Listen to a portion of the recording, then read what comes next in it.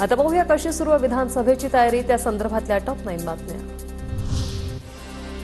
भाजपच्या ताब्यात असणाऱ्या खडकवासला मतदारसंघावर अजित पवार गटाकडून दावा करण्यात आलाय। खडकवासला मतदारसंघातील पदाधिकाऱ्यांचं अजित पवारांना निवेदन।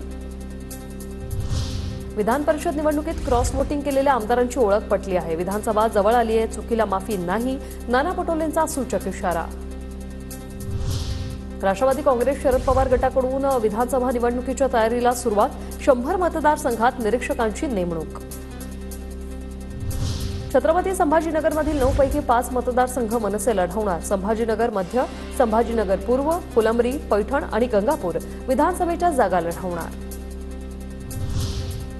चंदगडमध्ये शरद पवार गटाकडून मानसिंग खोराटेंना निवडणुकीच्या मैदानात उतरवण्याच्या हालचाली।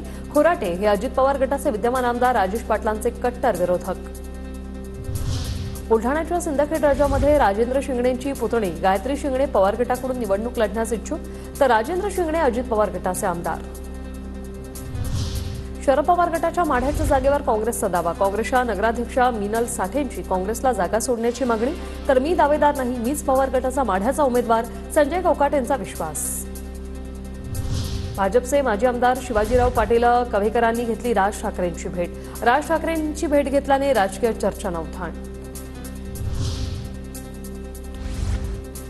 जालना विधानसभेच्या जागेवरून दानवे खोतकर पुन्हा आमने-सामने येण्याची शक्यता। जालन्याची जागा भाजपला सुटावी अशी कार्यकर्त्यांची मागणी।